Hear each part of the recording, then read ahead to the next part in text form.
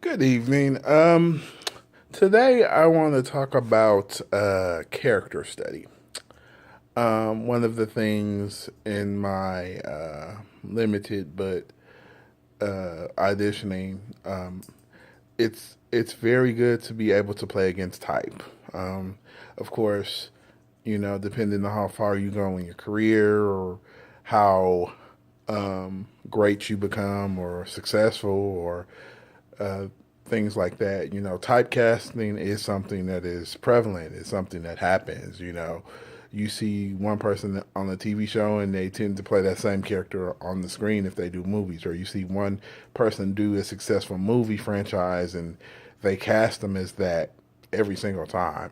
So it's very good to do other avenues and have other um, ways of expression as well as ways to learn and keep your craft. Acting is a muscle.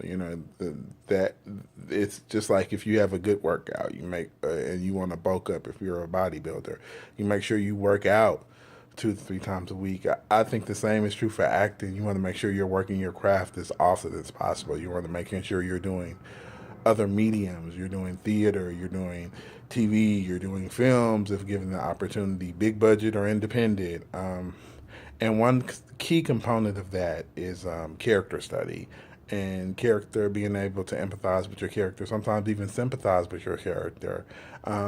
Movies that come to mind are Monique's Mary and Precious, where Monique, everybody knew Monique as a comedian, so it's hard to take a comedian seriously when they play a serious role. I'm excited about Mike Epps as Richard Pryor. I think that he can probably bring something to Richard Pryor that we didn't know he was even capable of. Capable of, excuse me. Um, and in regards to that, going back a little further with Jamie Foxx's portrayal of Ray Charles, me personally, I didn't think he was capable of portraying Ray Charles because, Jamie Foxx had always been, Living Color, Jamie Foxx show. He was always a comedian. So I didn't think that, I didn't think, me personally, I could take him seriously. But when he did that role and was pretty much the Oscar contender, the award winning person that he became. He won basically every major award that year for that part. So, you just have to, and so did Monique. And, there is, I think, a definition of where a character study can be something where it's a little familiar. Jennifer Hudson's portrayal of Effie White in Dreamgirls is a a little bit more of a something that she was familiar with as far as the singing portion, but she had never been in a group. Um, for most people who I've heard meet her, she's very sweet and down to earth. So playing the diva type attitude was probably a little different for her in that regards. I could be wrong. I've never personally met her, but she doesn't strike me as the type that is has that diva motif.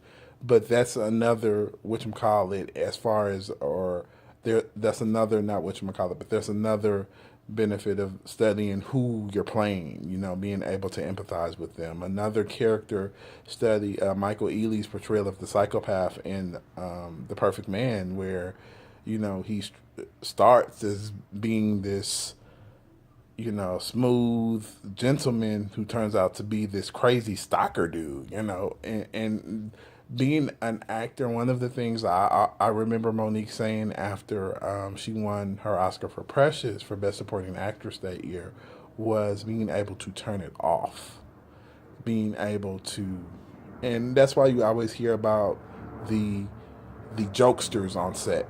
If you're doing dramas or like Scandals or How to Get Away with Murder or Empire, where they're dealing with such serious content, they're dealing with such things that there's a conversation that needs to be had that a lot of jokes take into play. So it's really about you know, studying these people and you know, being outside yourself. As Taraji P. Henson says, it's not what I would do. It's what Cookie does, when she's playing Cookie Line on Empire, because she's portraying the character, and she's not she's not her at that moment. She's Cookie. So it's the same thing as an actor. You're not something where you get to a point where you feel uncomfortable, but the part itself is a great part. It's being able to step outside of yourself and understand that it's not you.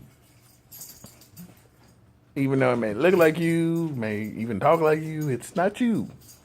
It's that character, and that character is the one who brings, those actions, or does those actions, and being able to get into the mindset of that person, having even a little bit, being able to empathize with someone who may be serial killer, or a rapist, or a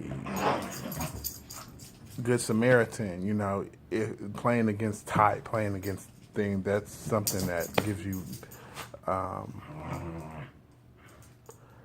gives you longevity, I think, in the business. Gives you a sense of variety. Gives you a sense of range, and the characters you can portray, depending on who sees it. I mean, you can start off being comedic and then move into drama, or start off being drama and be comedic. But one of the things I've learned is one of the hardest things to do is make somebody laugh. So if you can do it naturally without any help, then you probably can do comedy. You can probably, it's usually all about the writing, but it's also about the delivery, and that's with anything. So think about that when you're auditioning. Think about that when you're performing. Think about that when you're meditating, and just in life. Night.